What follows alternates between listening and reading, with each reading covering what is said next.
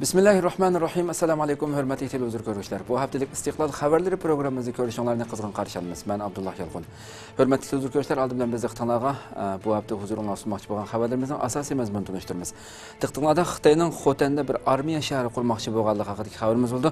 Shundaqla Uyg'urlarning Turkiya Cumhuriyati bosh ministri Ahmet Davutoğlu, shundaqla Cumhur raisi Recep Tayyip Erdoğan bilan ko'rishib, Uyg'urlar masalasi, Sharq Turkiston masalasi va Uyg'urlar masalasi haqida dokulat sunganligi haqidagi xabarimiz bo'ldi. Shundaqla Xitoy Kompartiyasi 2017-yili yo'qolamdi, vayron bo'lamdi mavzuliq bu munozaralar Xitoyning ichki sirtida nihoyatda munozara qo'zg'ayotgan masala ekanligidagi xabarimiz. Shundaqla Uyg'ur uchquchi, ya'ni 23 yillik tajribali Uyg'ur uchquchi Akbar Mamatniki Xanjuda o'zi tushgan yotoqda Xitoy saqchilarining qo'pol muomalasiga uchrab tutib olib ketilib, saqchixonada so'roq ta'tilganligi haqidagi xabarimiz va bu voqea bo'lib bir hafta o'tmaydi, yana bir Uyg'ur ayolniki yana shu ishkirda bir yotoqda uningmi shu qalayimqon saqchilar tarafidan qalayimqon zo'ravonlikqa uchirganligi haqidagi xabarimiz bu va buningdan boshqa xabarlarimiz diqqatingizda bo'ldi. Diqqatinglar ekranimiz bo'lsin.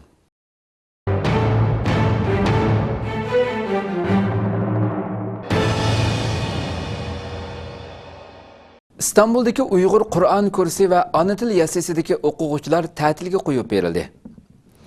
İstanbul'da faoliyat elib berayotgan Sharq Turkiston Ma'arif va hamkorlik jamiyati qaramog'idagi ana til yasasi va Qur'on kursining Zaytinburnu va Safakoy rayonlaridagi maktablarda o'qiyotgan o'quvchilar qishliq ta'tilga qo'yib berildi.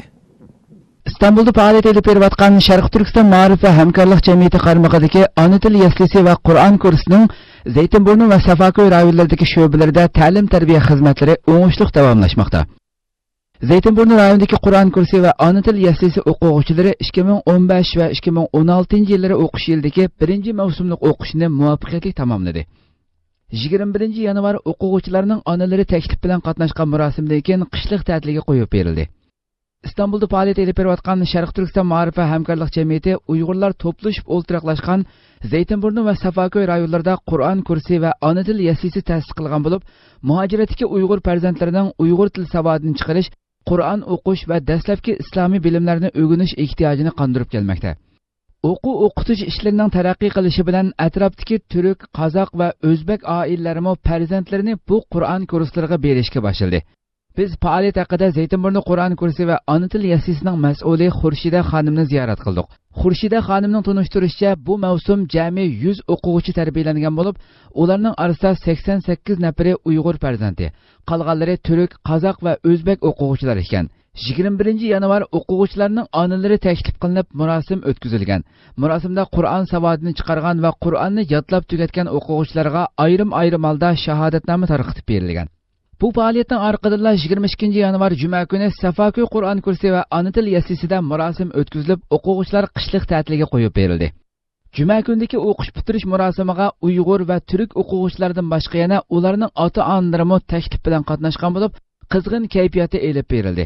O'smirlar bir mavsumdan buyon Uyg'ur tili, Qur'oni Karim va boshqa jihatlarda o'rgangan bilimlarini namoyon qilishdi.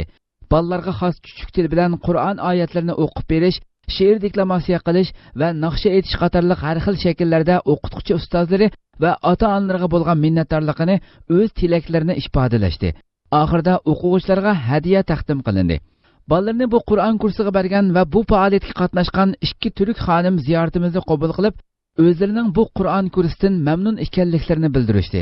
Yani çok memnunum, yani kursumuzdan, hocalarımızdan çok memnunum. Benim çocuğumun 2. yılı burada, 2. senesi. Yani Allah'ın kelamını bilsin, Peygamber Efendimiz'i tanısın. Buna sebep gönderdim ve çok memnunum. Yani Kur'an-ı Kerim'i öğrenmek, Arapça harflerini öğrenmek, Peygamberimizi tanıması beni çok mutlu ediyor. Allah bin kere razı olsun diyorum bütün hocalarımızdan, gösterdikleri emeklerden. İnşallah Kur'an-ı Kerim'e geçtiğini de görürüm. Allah o güzelliği de bana yaşatır. İnşallah nasip eder. Allah bin kere razı olsun. Burayı kuran, buraya tüm emeği geçen herkesten razı olsun diyorum. İstiqlal televiziyamizning ziyoratini qabul qilgan Safakoy Qur'on kursi va ona til yasasining mas'uli Rana xonim mundaq dedi. Endi bu 10 yil jarayonida bolalarniki yildan yilga bolalarning soni intayin ko'paydi. Bizning Uyg'ur bolalarimizning boshqa turk ota-onalar atrofdagi anglagan, bilgan, yaqin atrofdagi bolalarning ota-onalari bek Uyg'ur bolalarining Qur'on kursida bek yaxshi Qur'on o'rgangan va boshqa diniy, axloqiy bo'lgan yaxshi darslarni bek yaxshi bir ekansan deb ba'zi familiyam Turkistonda dadamning dadasi Turkistondan kelibdi, meni olmasanglar bo'lmaydi deb norozilik bildirib, eng oxirida bu turk bolam elishga majbur bo'lib qoldik. Hozir yaxshi bolalarning 37 turk o'quvchimiz bor, unda üst sinf bor, ustoz bor. Bundan boshqa ular 4 yosh bilan 6 yosh orasidagi o'quvchilar. Ular Qur'on darsi oladi, matematik sanaqlarni o'rganadi, resimlarda ranglarni tunish, shakllarni tunish va boshqa aqlni ochadigan o'yinlarni o'ynash orqali kelgusidagi nima bo'lmoqchi bo'lganligini shu masalan injener deymiz, masalan mashina bir narsa yasab qurashtirish deymiz degandek narsalarni bolalarga o'yinchoq shaklda qurashtirib, o'sha shaklda bolalarga o darsni beramiz ya'ni. Boshqa diniy dars deganda Payg'ambar alayhisolamning hayoti, axloq dars va boshqa qisqa diniy bilimlar, ya'ni duolar, namozda qanday o'qildi, naq maydonda bolalar namoz o'qitish degandek bolalarningki 4 yosh va 6 yosh orasidagi bilishga tegishli bilimlarni o'qitamiz. Va shundaqla o bola 4,5 yoshdan boshlab kelgan bo'lsa, o bolaning ilib berdan boshlab bir mavsumda o bolalarni Qur'oni Karimga solamiz. Asosan o bolalar o'zi nayt yaxshi bola, aqlli, hozirgi bolalar osonlam Qur'onga tushidi va yilning oxiriga qadar Qur'onni xatm qildi. Şunlaşqa Türk balını elvatqan bu yıl 3-cü yıl olub qaldı. Bu atan tərəflərin talab yuqur bo'lib ketib pardon. İnşallah başqa yerini inşallah texmo şəraitimiz yaxşı olsa texmo jaq alasaq kaşki deb o'ylashib ketamiz. Ondan başqa Uyg'ur balalarimizni desak, Uyg'ur balalardan 4 yosh bilan 6 yosh orasidagi balalarimizmi 30 nafar o balalarmi o'xshash shaklda ana tilidagi harflarni, anandagi sanaq sonlarni, anandagi vatanimizni va nədin qandaq kelgan degandek qisqa o'zininki kimligini to'ntadigan qisqa darslarni tarixiy shaklda qisqa darslarni bolalarga go'zal bir shaklda, yaxshi bir shaklda anglatamiz. Faoliyat oxirida barliq o'quvchilarga hadiya taqdim qilingan bo'lib, yangi mavsumlik o'qish 2 oyning 8-kuni boshlandi ekan. Allohdan o'qituvchi ustozlarga ajr, farzandlarga ilm va tavfiq tilaymiz. Ümmet ve milletinin kelgüsü bolgan bu ösmirlerinin tatil günlerinin ahamiyetlik tellerinin sağlam buluşunu dileyimiz. İki Uyghur tor beti takip etildi. Xitay Şarkı Türkistan'da tor ve söz erkinliği bolgan tekşürüşünü bargansırı küçeytmekte bulup, ötken hafta iki Uyghur tor betini ve bir ündidar ammevi süpsini atalmış Milletler İttifaqlığı buzğunçılık qilish bilan ayıplab takip etken. Xitay Tangritog to'rining 25 yanvar xabar qilishicha, Xitay aloqa to'ri ishxonasi 653-130 to'ri va Uyg'ur muzik to'ridan iborat 2 to'r bekatni taqib etgan. Bu ishxona bu 2 to'r bekatni qonunsiz uchur tarqatib, Millatlar Ittifoqligiga buzg'unchilik qilib, yomon ta'sir paydo qilgan deb taqib etgan bo'lsa-mu, lekin qanday mazmunlarni tarqatganligi haqida uchur bermagan. Asiya vaqt gazeti bu xabarni ko'chirib tarqatgan bo'lib, Xitoy doiralarining muqimlik saqlash bahonasida kontrollikni barg'ansiri kuchaytirib, amaliyotda o'zlarining qo'rqib, huduqib yuradigan ahvolga kelib qolganligi ilgari surilgan. Xitoyning Anxuy va Jingju o'lkasidan 2 advokatmo Xitoyning haddidan ziyoda jiddiylashib ketganligini bildirgan. Yana bir ündidar supisining taqib etilishi qiziq bo'lib, bu ündidar supisi Urumchining janubiy shahar rayonida cho'ng ish chiqdi. 22'si ölüp 5'i yaralandı degan mavzuda xabar tarqatgan. Lekin xabarning mazmunida Urumchi janubiy shahar rayonida qatnash vaqasi yuz berib, 22 tuyoq qo'y ölüp 5 tuyoq qo'y yaralandı deyilgan. Xitoy bu ündidar supisini yomon niyatlik mavzu qo'ygan deb taqib etgan. Yuqorqi 2 advokat bo'lsa, amaliyotda yuqorqidek mavzu qo'yib odam jalb qilishning hech qanday qonunga xilof yerining yo'qligini bildirgan. Hürmetli televizyon köşkler, biz bu haqda Şarkı Türkistan Vakfı Sabık Reisi Hürmetli Kamut Köktürk Efendi bilen söhbet edip barımız. Özü hazır telefonumuzda. Assalamu alaikum. Wa alaikum assalam. Aldı bilen ziyaretimizi qabul qilganliginiz için köpten köp rahmet etimiz. Memnun rahmet deyman bizga bu fırsatni berganlik uchun. Rahmet. Hürmetli Ahmet Göktürk efendim, hem de sizge ma'lum Xitoyninki yillardan buyon o'ziga qarshi o'zi rahatsız bo'lgan har qanday bir axborot uchurlarni cheklab kelayotganligi ma'lum. Bu Sharq Turkistondagi biz Uyg'urlarga kelgan vaqtida texinbek naiti ching tutdi bu ishlarni. Hamda Xitoy shu yaqinlam yana ikki Uyg'ur turbatni hech qanday sabab ko'rsatmasdan nima uchun taqib etganligini bildirmasdan faqat bu milliy bo'lgunchilik qudrat qo'li qildigan mazmun taqatgan degan bahona bilan ikki turbatni Uyg'ur turbatini taqib etdi. Ve bir ündidar süpsünümü fakat bir kişilerini celip qilish, yani o'quvchilarni celip qilish yüzüden bir ünvanlı bir qiziqtiruvchi şekilde ünvan qo'yganligi bilan bu yomon niyatlik ünvan qo'ygan deb uni taqib etganligi oshkor bo'ldi. Va ilgirma Urumchi vaqasidan keyin nurg'ulg'an Uyg'ur torbatlarini taqab uni egilarini turmalarga solib qilgan temdi Xitoy. Muşu vaqtda Xitoyning bu axborotga bo'lgan cheklamalari haqida fikringizni aytsam, muşu vaqtda fikringiz. Xitoyning hozirga qadar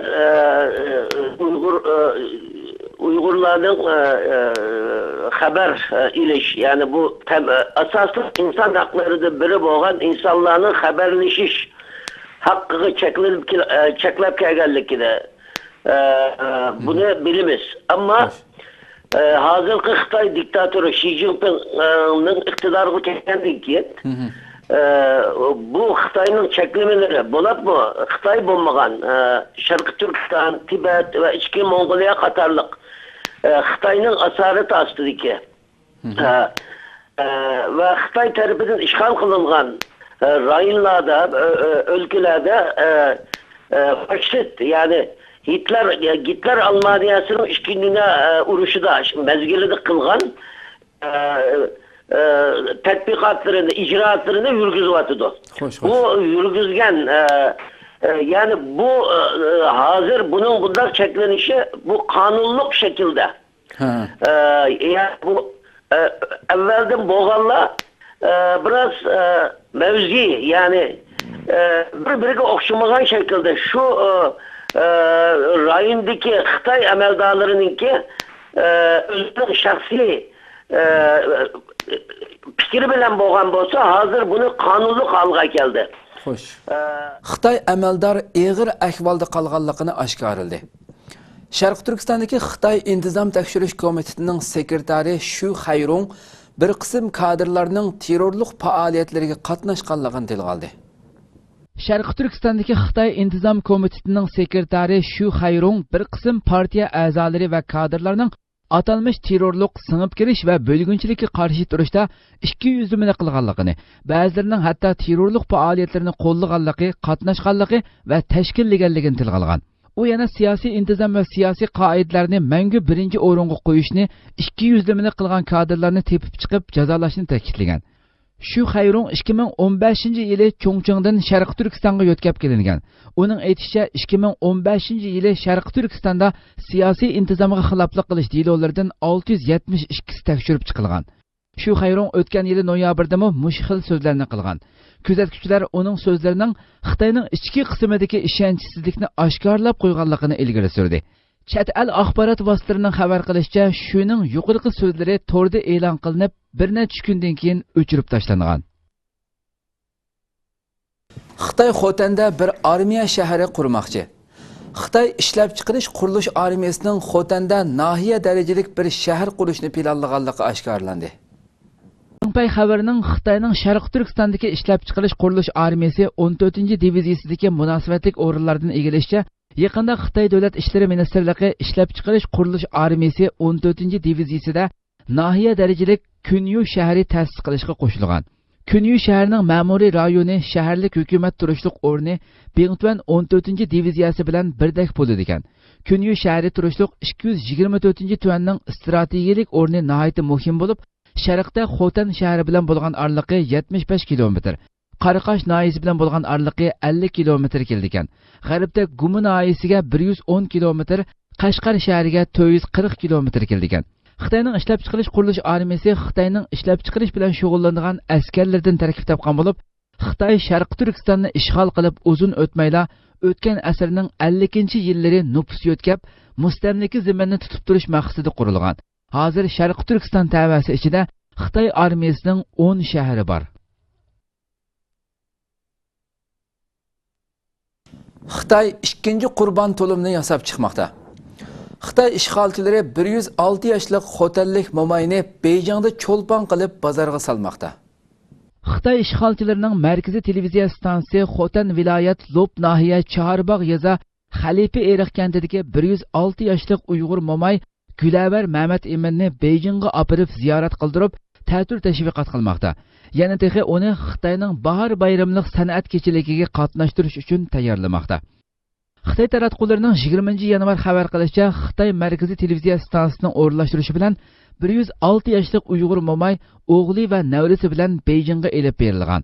Xitoy bundan yarim asr burun atalmış Millatlar Ittifoqligi namunasi qilib yasab chiqqan Qurban to'limining pushtidan bo'lgan Ruqiya Matturdi ismli bir ayolmo momay bilan birga ziyoratga o'rnashtirilgan. Xitoy doiralari momayni Tiananmen raviqi Mao'ning xotira sariyi qatorliq joylarni ziyorat qildirgan. Momayni Xitoyning bahor bayramlik san'at kechaligiga qatnashtirish uchun 106 yoshga kirib qolgan va bir eg'izmi Xitoycha o'qimaydigan momayga Xitoycha so'zlarni yodlatqizgan. Xitoy kommunist ishg'olchilari 1949-yili Sharq Turkistonni ishg'ol qildi. Ham bu ishg'olni ozodlik nomi bilan burmiladi. Xitoy ishg'olchilari Uyg'ur mo'tivarlari, yurt cho'nglari va boylarni zolim pomishchiqqa chiqarib, nomrod dehqonlarni zulmga uchirg'ichi qilib ko'rsatdi. Uzun o'tmay Qurban to'limining eshakka minib Beyjingga berishi degan rivoyatni to'qib chiqib, atalmış ozodlikka erishgan kishilarning vakili sifatida Qurban to'lim obrazini yaratgan edi. Xitoy dengiz armiyasi Sharq Turkistondagi mashqini tamomladi. Xitoy markaziy televiziya kanalida Sharq Turkistonda mashq qilib berayotgan Xitoy dengiz armiyasi askarlarining Xitoyning Sharq Turkistonda turishliq armiyasining ma'lum mashq bazasida manevr elib borganligini e'lon qildi. Xitoy xalq to'rining 27-yanvar xabar qilishicha, Xitoy markaziy televiziya kanalida Sharq Turkistonda mashq qilib berayotgan Xitoy dengiz armiyasi askarlarining Xitoyning Sharq Turkistonda turishliq armiyasining ma'lum mashq bazasida terrorlikqa qarshi turib odam qutqizish manevri elib borganligi ko'rsatilgan bo'lib, buning bilan dengiz armiyasining Sharq Turkistondagi mashqi oxirlashgan. Xitoy taratqullari bu yilning 5-ida Xitoy dengiz armiyasi quruqlikda jang qiluvchi qismi va ma'lum bir alohida atrofning necha ming askarining Sharq Turkistonga kelib qumliqda mashq elib borganligini e'lon qilgan edi. Bu qatimqi manevrda Xitoy askarlari odamsiz razvedka aeroplani orqali tog'liq rayonga yoshirinib olgan terrorchilarning qo'lidan tutqunlarni qutqizish mashqi elib borgan.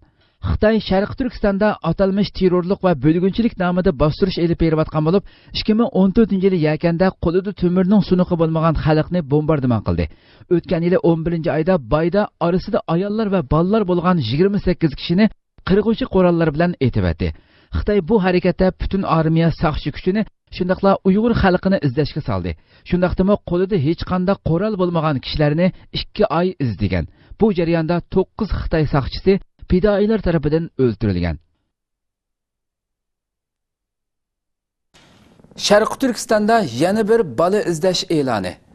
Sharq Turkistonda yana bir yurakni ezadigan bola izlash e'loni tarqaldi. Oxirgi yillarda Sharq Turkistonda bola izlash uchurlarining ko'payib qolganligi xabar qilinmoqda va bu haqda tahlil mulohizlarimo ko'plab o'tirg'i qo'yilmoqda. Ijtimoiy aloqa vositasi bo'lgan Undidarda yaqinda yana bir bola izlash e'loni tarqaldi. 10 yoshlik Aisha G'enining dadasi uni izlab Urumchiga kelgan bo'lib, Undidarda uning oilasiga bo'lgan hissdoshligi ifodalanib, kichik ehtimollikni qo'ldan bermay tarqitishga chaqiriq qilingan. Uchurlarda ma'lum bo'lishicha, Aisha G'eni Atish shahar Suntaq yaza Mashhad kent 10-atrofda o'ltirdigan bo'lib, bu qiz 11-oyning 30-kuni atigan Mashhad boshlang'ich maktabga ketgan peti kech soat 9gacha qaytib kelmagan. Ota-onasi va urug' tuqqanlarning uni izlab bormagan yeri qolmagan. Har qaysi qarindoshlardan yordamlashib izlab berish va uchurni tarqitib qo'yish talab qilingan. 20-yanvar Erkin Osiyo radiosi bir oy ilgari Aqsu shahar To'pliq yesidan yo'qolib ketgan 8 yoshlik Dilara Abdumejidning 19 kun bo'lganda jasadining o'z mahallasidan tepilganligidek yana bir ichinishlik voqeani xabar qilgan edi. Bola yo'qolib ketish uchurlarining ko'payib, bola yo'qolib ketishning cho'ng bir ijtimoiy hodisaga aylanganligi. Shundaq bo'lsa-mu, Sharq Turkistondagi Xitoy doiralarining önümlük birer çağrını o'ttirg'i qo'ymasligi Uyg'ur kuzatuvchilarining diqqatini tortmoqda. Uyg'urlar Recep Tayyip Erdoğan ve Ahmet Davutoğlu'ga taleplerini yetkizdi. Kayseri'deki Uyg'urlar yeni kelgan Uyg'ur musafirlarining masalalarini o'z ichiga olgan dokladni Türkiye Cumhur Reisi Recep Tayyip Erdoğan bilan Türkiye Baş Ministeri Ahmet Davutoğlu'ga yetkizdi. Erkin Asya Radyosu'nun xabar qilishicha, Türkiye Cumhur Reisi Recep Tayyip Erdoğan, Türkiye Baş Ministeri Ahmet Davutoğlu, Türkiye Parlamentining sobiq boshlig'i İsmet Yilmaz, muavin bosh minister Numan Qurtulmush va Lutfi Alvan apandi qatorliq 10 atrofida minister va ko'p sonda parlament a'zolari 24 yanvar kuni ikki muhim faoliyatga qatnashish uchun Qaysari viloyatiga keldi. Bu faoliyatlarning birinchisi Qaysari tijorat uyushmasining qurilganligining 120 yillik munosabati bilan o'tkazilgan marosim. İkincisi bo'lsa Türkiye iqtisod va tijorat ministri Mustafa Alitash apandining o'g'lining to'y ma'rakasi bo'lib, buningga Qaysarida faoliyat olib berayotgan Sharq Turkiston madaniyat va hamkorlik tashkiloti raisi Seytum Turk apandi, ayollar komiteti mudiri Rabia Elektrik xonim va Malayziya, Tayland orqali Turkiyaga kelib o'ltiraqlashib qolgan Uyg'urlardan bir qancha oila Uyg'ur taklif bo'yicha ishtirok qilgan. Bu to'y jarayonida Uyg'urlarga vakolatan Seytum Turk apandi, Türkiye Cumhur Reisi Recep Tayyip Erdoğan, Baş Minister Ahmet Davutoğlu qatorliq kishilar bilan uchrashib, oldi bilan Türkiye Cumhuriyeti davlatining Uyg'ur musofirlarga qilgan yordami uchun rahmat aytgandan keyin musofir Uyg'urlarning qiyinchiliklarini hal qilish to'g'risidagi talablarini iltimos shaklida sungan. Hürmetli televizyon köşkler, biz bu hafta Şarkı Türkistan Medeniyet ve Hemkarlık Cemiyeti Reisi, şundakla Dünya Uygur Kurultayı'nın muavin reisi, hürmetli Seytum Türk efendi bilen ziyaret yaparız. Özü hazır telefonumuzda. Esselamu Aleyküm. Ve Aleyküm Esselam ve Rahmetullah. Hürmetli Seytum Türk aldı bilen ziyaretimizi kabul kılgalığınız için köptün köp rahmet ediniz. Rahmet.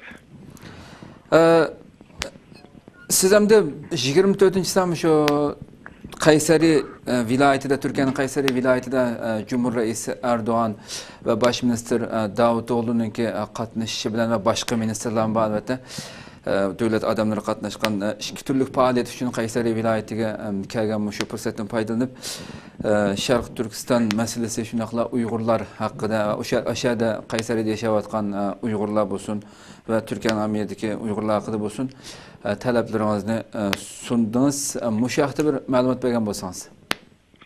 Rahmet sizge. Siz mi yukarıda dep ettiniz? Hoş.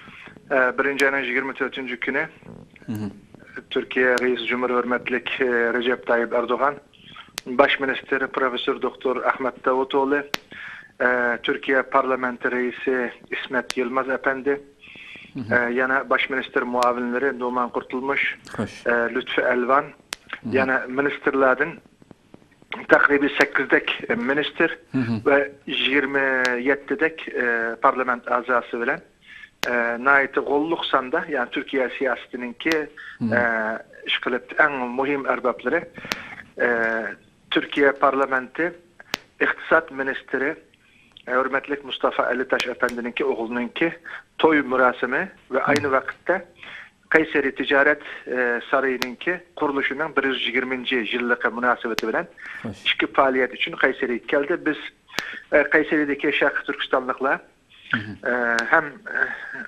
hürmetli Reis Cumhur Erdoğan hem Baş Minister Ahmet Davutoğlu Efendi ve Minister ve Baş Minister muavinleri bilen ayrım uçuş imkaniyetine eriştik. Belki her biri bilen ayrım uçuşumuz desek bir neçe ayda kolu keltireleydiğen uçuş fırsatını Allah'ın yardım bilen biz bir zalda bir toy merasiminde hemmisi bilen şu 3 saatlik ceryanda ayrım sohbetleşiş ve Şarkı Türkistan meselesini tepsili izahat bilen özdürücü düşendiriş imkaniyetine eriştik. Bu olsa Allah'ın yardımı. Xitayda 400 ming ishchi ishsiz qoldi. Neft va tovar bahosidagi rekord xarakterlik tushish Xitoy po'lat temir ishlab chiqarishining tuvallashishini va 400 ming kishining ishdan bo'shatilishini keltirib chiqardi ekan. Xitoy Davlat ishlari ministrligi po'lat ishlab chiqarish miqdorini 100 million bilan 150 million tonna atrofida tuvallatidiganligini e'lon qilgandan keyin Xitoy Metallurgiya planlash va tadqiqot instituti bu sohada 400 ming kishining ishsiz qolganligini uqtirgan. Institut mudiri Li Xinchuang bu ahvolda po'lat sanoati bilan bog'lanishliqi bo'lgan boshqa sohalarning ta'siriga uchraydiganligini, keng ko'lamli ishdan bo'shatishning ijtimoiy muqimlikqa tahdid elib keldiganligini bildirgan. Nefit va tovar bahosidagi tushish sababli Xitoydagi po'lat temir ishlab chiqaruvchilar 2015-yili taxminan 12 milliard Amerika dollari ziyon tortgan. Bloomberg agentligining dokladida aytilishicha, dunyodagi eng chong metal ishlab chiqaruvchi va iste'mol qiluvchi bo'lgan Xitoyning po'lat kasbida 2015-yili 25 yildan buyongi eng chong tushish rekordi yaratilgan. Xitoyning cho'ng bir ishsizlik to'lqiniga duch kelganligi mo'ljallanmoqda. Xitoy Kompartiyasi 2017-yili yo'qolandi. Xitoyda Kompartiyaning yo'qoldiganligiga doir gap so'zlar ko'paymoqda bo'lib, hatto xalq orasida Xitoy Kompartiyasining yiqilish vaqti, usuli va yetakchilik qilguvchisi haqida ko'p xil farazlar o'ttirg'a chiqmoqda. Xitoy demokratchilarining to'rlarida aytilishicha, navbatda Xitoyda Xitoy Kompartiyasi tuzilmasining halok bo'lishi temasida munozaralar ko'payib qolgan bo'lib, hatto xalq orasida Xitoy Kompartiyasining yiqilish vaqti, usuli va yetakchilik qilguvchisi haqida ko'p xil farazlar o'ttirg'a chiqqan. Xitoydagi Gao Zhisheng ismli bir advokatning yaqinda e'lon qilgan ikki maqolasida Xitoy Kompartiyasining 2017-yili halok bo'lganligi mo'ljallangan bo'lib, nurg'un matbuotlarning diqqatini tortgan. Uzun yil Xitoy turmasida yotgan bu advokat o'tgan yil 9-oyda Birlashma agentlikning ziyoratini qabul qilganda, o'zining nashr qilinish oldida turgan yangi kitobida Xitoy Kompartiyasi mustabid hokimiyatining 2017-yili oxirlashadiganligini mo'ljallaganligini oshkorlagan. U kitobida yana Kompartiya yemirilgandan keyin qanday qilib demokratik va zamonaviy Xitoy qurib chiqish haqida to'xtalgan. O'tgan yili 11-oyda bir maqola e'lon qilib, Xitoy Kompartiyasining 2017-yili terrorlik tashkiloti deb atilganligidek bir mo'ljarini o'ttirg'a qo'ygan. U yana Xitoy Kompartiyasining yiqilishi haqida nurg'un taraflardan tushuntirish elib borgan. Uning bu qarashlari e'lon qilingandan keyin tezlikda ijtimoiy aloqa to'rlarida tarqab munozaralarni keltirib chiqargan. Bir qism tahlilchilarning qarashicha, Xitoy kommunistlarining uzun yillardan buyon keltirib chiqargan ziddiyatlari har vaqt Kompartiyani kontrolligini yo'qotish kirvekiga ittirishi mumkin ekan. Xabarda aytilishicha, Xitoydagi bir vafot bo'lgan generalning o'g'li o'tgan yil 12-oyda bir maqola e'lon qilgan bo'lib, Xi Jinpingni Kompartiyadan voz kechib, bir partiyalik diktator tuzumini amaldan qoldirishga chaqiriq qilgan. Hindiston Vyetnamda sun'iy hamroh iz qo'g'lash va tasvir hosil qilish markazi qurdi. Hindiston Vyetnamning Ho Chi Minh shahrida sun'iy hamroh iz qo'g'lash va tasvir hosil qilish markazi qurmoqchi bo'lib, Vyetnam bu orqali Hindiston sun'iy hamrohining Xitoy quruqligi va Janubiy Xitoy dengizida tortgan rasmlarga erisha oladi ekan. Hindiston hukumatining bo'shliq tadqiqot tashkiloti bu markazni mablag' bilan ta'minlaydigan bo'lib, 23 million Amerika dollari chiqim ketadiganligi mo'ljallangan. Reuters agentligining Hindistonning bir amaldoridan naql qilishicha, Vyetnam buning badaliga Iroqdan sezish rasmini qabul qila oladi ekan. Buning qoplash doirasi Vyetnam qiziqadigan Xitoyning bir qism rayonlarini o'z ichiga oldi ekan. Xabarda aytilishicha, Hindiston bilan Vyetnamning bu qurilishi ikki davlat munosabatini cho'nqirlashtirdi ekan. Lekin Xitoyning noroziligini keltirib chiqarishi mumkin ekan. Chunki Hindiston va Vyetnam ikkili davlatning Xitoy bilan egilik huquq ta'tilishi bor ekan. Mutaxassislarning qarashicha, Xitoyning dengiz bo'yi rayonlaridagi harbiy bazalari Janubiy Xitoy dengizidagi sun'iy orollardagi dengiz armiyasining harakat yo'nalishi qatorliqlarning hammasi Vyetnamning bundan keyin Hindistonning sun'iy hamrohi orqali ko'ngil bildirgan nishonlari bo'ldi ekan. Vyetnam tashqi ishlar ministrligi bu turli hamkorlikning borligini dalillagan. Iran bilan Yevropa orasida milliard dollarlik kelishim. İran prezidenti Hasan Ruhani embargo amaldan qoldirilgandan keyin bu hafta boshlagan tunji Yevropa ziyoratida Yevropa davlatlari bilan bir qator yuqori so'mliq kelishim tuzdi. İran yadro kelishimi imzolanib, Ironga bo'lgan iqtisodiy embargo amaldan qoldirilgandan keyin İran prezidenti Hasan Ruhani bu hafta tunji Yevropa ziyoratini boshladi. Bu İran davlat rahbarining 16 yildan buyongi tunji Yevropa ziyorati hisoblandi. Ruhani payshanba kuni Fransiya bilan bir qator iqtisodiy to'xtamlarni imzolagan. Bulardan muhimlari İran Fransiyadan 114 dona aeroplan setib oldi. Fransiyaning avtomobil shirkati İranning bir avtomobil korxonasi bilan hamkorlashib avtomobil ishlab chiqaradi. Yillik mahsulot miqdori 200 mingga yetadi. Fransiyaga kelishdan burun Ruhani Italiyada ziyorati bo'lgan. İtaliyada qimmati 15 milyarddan 17 milyard yevrogacha bo'lgan 12 turlik to'xtam imzolagan. Ruhani yana Vatikanda ziyoratda bo'lib, Papa bilan ko'rishgan. Papa Iranning O'rta Sharqning tinchligini ilgari surish uchun tirishishini umid qilganligini bildirgan. Ruhani Papadan o'zi uchun duo qilishini talab qilgan. Tayvan prezidenti Janubiy Xitoy dengizida egilik huquq e'lon qildi. Tayvan prezidenti Ma Ying-jeou payshanba kuni Janubiy Xitoy dengizidagi Tayping oralig'iga chiqib tekshirish olib bordi. U so'zida bu orolning xalqaro qonunlaridagi aniqligi bo'yicha orol bo'la oladiganligini, shuning uchun iqtisodiy rayon talab qilish huquqi bo'lganligini bildirdi. Tayvan markaziy agentligining xabar qilishicha, Tayvan prezidenti Ma Ying-jeou payshanba kuni Janubiy Xitoy dengizidagi Tayping oralig'iga chiqib tekshirish olib borgan. U so'zda bu orolning xalqaro qonunlaridagi aniqligi bo'yicha orol bo'la oladiganligini, shuning uchun iqtisodiy rayon talab qilish huquqi bo'lganligini bildirgan. U yana Xitoy Jumhuriyati Tayvanning uzundan buyon bu orolda odam turg'izib mudofaa qilib kelayotganligini, shuning uchun bu orol va uning atrofiga egilik huquq yurgiza oladiganligini tilga olgan. Tayping oroli Tayvanning kontrolligida bo'lib, Xitoy, Vyetnam va Filippinning bu orolga egilik huquq talabi bor. Xitoy Tayvan ishxonasi buningga inkos qaytirib, Xitoyning Janubiy Xitoy dengizi orollariga munozir talab qilmaydigan egilik huquqi borligini bildirgan. Amerika, Filippin va Vyetnammo norozilik bildirgan. Shuning bilan bir vaqtda seshanba kuni Tayvan quruqliq armiyasining Avasiya alohida jang qilish qo'mondonlik shtabi Jinminda kichik tipdagi hujum qilish manevri o'tkazgan. Buningdan burun Xitoy markaziy televiziya kanali Xitoy armiyasining Xiaminda harbiy manevr o'tkazgan ko'rinishlarini e'lon qilgan. Mutaxassislar Tayvanning bu qatimqi manevri Xitoyning harbiy manevriga qaytirgan inkosi bo'lishi mumkin deb qaradi. Tayvan bu qatim harbiy manevr o'tkazgan Jinmin oroli Xitoyning Xiamin shahri bilan qarishib turadigan bo'lib, Xitoy quruqligi bilan bo'lgan oraliqi 4,3 kilometr keldi. 16 yanvar Tayvanda mustaqillikni yoqlaydigan Demokratiyani ilgari surish partiyasining rahbari Tsai Ing-wen prezidentlikka saylandi. 21 yanvar Xitoy markaziy televiziya kanali Xiaminda o'tkazilgan harbiy manevr ko'rinishini e'lon qilgan. Orqadan Tayvan davlat mudofaa ministrligi bu ko'rinishlarning 2015-yildagi manevr arxivlaridan kelishtirilib yasalganligini ko'rsatgan. Uyg'ur uchquchi Xitoy saqchilarining qo'pol muomalasiga uchradi.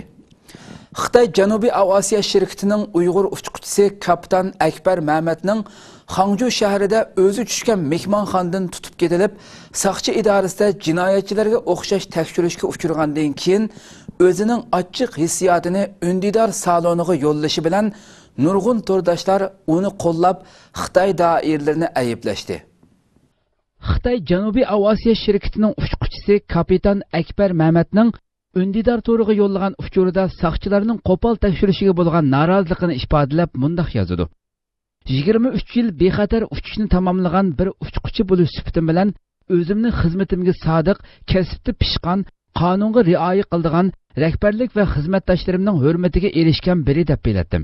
Lekin yaqinqi bir qancha yildan buyon har qatim ichkiri o'lkalarga uchish safarimda saqchilar kelib kimligimni tekshiradigan, tushuniksiz savollarni so'raydigan qismatlarga yo'liqib keldim. Gerçi bu ishlardan intayin bearam bo'lsam-mu, lekin yanada ularning tekshirishiga moslashib keldim. Bo'libmi 2016-yil 1-oyning 21-kuni mehmonxonaga o'rinlashib, 10 minut bo'lmay 3 nafar Hangzhou saqchisi tarafidan narsa keraklarim aqtirilib, tekshirilgandan keyin saqchi avtomobili bilan saqchixonaga elib berilib, kinolardagidek tamg'i yo'lab turg'izilib, suratga tortilish, barmoq izimni elish, DNA tekshirishi qatorliq qo'pol muomalaga yo'liqishim menga o'zimni jinoyatkordek his qildirdi. Xo'rliq tuyg'usi his qildirdi. Men ularning boshlig'ini izlab tepib, noroziligimni ifodaladim. Idora rahbarlariga mo ahvolni inkos qildim. Gerçi keyin ular mendan kechirim so'ragan bo'lsa-mu, ammo bu qitimqi ochiq qismatni bu yerga yo'llash orqali ichkiri o'lkalarga boradigan Xinjianglik qarindoshlarimning ko'nglida bu xil tekshirishga tayyorligi bo'lsin dedim. Xitoy saqchilarining Akbar Mamatga qilgan muomalasi ijtimoiy taratqularda tarqalgandan keyin har xil norozilik inkoslar tarqaldi. Bir qism inkoslarda Xitoyning Avasiya shirkatida xizmat qilayotgan bir Uyg'urning uchirgan muomalasidan Xitoyning butkul Uyg'urlarga tutgan muomalasini tasavvur qilish qiyin emasligi bildirilgan. Xitoy shaharlarida Uyg'urlarning saqchilarning tekshirish obyekti qilinishi ayblandi. Uyg'ur uçquchi kapitan Akbar Mehmetning Xanjuda saqchilar tarafidan tekshirilish voqeasidan keyin yana bir Uyg'ur ayolning saqchilarning tekshirishiga uchragan Sinalg'u filmi ommaviy taratqularda oshkoralanib, Xitoyda kuchli munozara qo'zg'adi. Inkaslarda Xitoy doiralarining bu qilmishi Gitlerning Yahudilarga qilgan siyosatiga o'xshatildi. O'tgan hafta Uyg'ur uçquchi kapitan Akbar Mehmetning Xanjuda saqchilar tarafidan tekshirilish voqeasidan keyin yana bir nafar Uyg'ur usul o'qituvchisining saqchilarning tekshirishiga uchragan Sinalg'u filmi ommaviy taratqularda oshkoralanib, Xitoyda kuchli munozara qo'zg'adi. Uyg'urlarning tekshirish obyekti qilinishiga norozilik bildirgan to'rdoshlar munosabatli doiralarning boshqa millatlarga qarata oshkora irqchilik siyosati yurgizayotganligini, bu qilmishlarning o'tgan asrning 30-40 yillari Gitlerning Yahudilarga qaratgan irqchilik siyosatini eslatadiganligini, Xitoydagi muqimsizlikqa amaliyoti hukumat doiralarining o'zi mas'ul bo'lishi kerakligini bildirgan. 27 yanvar kuni ijtimoiy taratqulardan Facebook'ga yo'llangan bu filmda Xitoy saqchilarining mehmonxona yotiqida bir Uyg'ur usul o'qituvchisining narsa keraklarini qo'pollik bilan aqtirish va saqchilarning uni Sinalg'uga elib turib so'roq qilish jarayoni aynan xotirlangan. Filmdagi ko'rinishlarga qaraganda saqchilarning tekshirishdan norozi bo'lgan Uyg'ur xonim Xitoy doiralarining faqat Uyg'ur va Tibetlarni tekshirish obyekti qildiganligiga e'tiroz bildirgan. Mehmonxonada yotoq olganim mening jinoyatimmi? Mayli yil oxiri bo'lsin yoki chag'am mezgili bo'lsin, har qanday vaqtda sizlar biz Xinjiangliklarni va Shizangliklarni tekshirsizlar. Biz moslashib kelyapmiz. Men nima qilganim uchun bu xil tekshirishni qabul qilaman. Bu xil qo'pol muomalaga uchrayman. Men odam o'ldirdimmi? O't qo'ydimmi? Oila kelib chiqishimda masala bormikan ya? Uyg'ur xonim tekshirish jarayonini to'liq xotirlab olgan va shu asnoda saqchilarga o'z salohiyatini tushuntirib, dadam uçquchi, onam advokat, o'zim taklif qilingan usul o'qituvchisi. Sizlar bu tekshirishni xizmat ehtiyoji deyatsizlar va meni kayfiyatingni kontrol qil deyatsizlar. Agar sizlar Xinjiangga borsanglar, mushunda qo'pollik bilan tekshirishga uchrasanglar, qanday hissiyatda bo'lasizlar? Ammo uning bu qarishliq bayonlarimi tekshirishni to'xtatolmagan. İgilişimizce mazkur vaqaning sen xotirasi Facebook'ga yo'llanib, bir kun ichida bu filmni ko'rguvchilar necha mingdan oshgan. To'rdoshlar Xitoy saqchilarining mehmonxonada elib borgan Uyg'ur ayolni tekshirish jarayonidagi qo'polligini ayiblaydigan inkaslarni yozgan. Bir to'rdosh inkasida bu yosh xonimning dadasi uçquchi, onasi advokat bo'lishi, o'zining usul o'qituvchisi bo'lishi uni saqchilarning tekshirishdan qutqizolmabdi. Mana bu Uyg'urlarning umumyuzlik uchrayotgan qismati deb yozgan. Yana bir aylan bo'lsa, qarindoshlar, mayli dadasi yoki opasi nima ish qilishdan qat'iy nazar, biz Uyg'ur bo'lganligimiz va Xitoydan farqli bo'lganimiz uchun bu xil muomalaga uchrayapmiz. Biz o'zimizning kimligini unutdik, biroq Xitoylar hech qachon bizning kimligimizni unutmaydi. Buni cho'qim esimizda saqlashimiz lozim deb yozgan. Undidar to'rda Xu familiyalik Xitoy to'rdosh o'z inkasini bildirib, Uyg'urlar saqchilar tomonidan tekshirilayotgan bunday ko'rinishlar hozir barg'ancha ko'payyapti. Hozir ichkarida Xinjiangliklar va Shizangliklarni ko'rsanglar, xabar qilinglar. Xabar qilmaganlar masala chiqsa, oqibatiga o'zi mas'ul bo'ldi degandek uqtirishlarni ko'rib turyapmiz. Xinjianglik va Shizanglik degan kimligi bor kishilarga mehmonxonalarda yotoq berilmaydi. Uy ijaraga berilmaydi.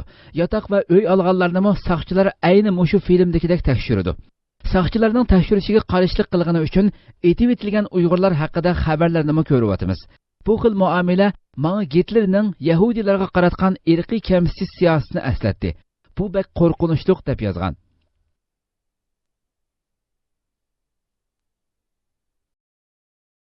Hurmatli televizor ko'ruvchilar, shuna qilib bu haftalik Istiqlol xabarlari programmamiz mush yerda oxirlashdi. Kelar qatimgi programmamizni ko'rishgacha sizlarni janobiy Allohga topshiramiz. Assalomu alaykum va rahmatullohi taala va barakatuh.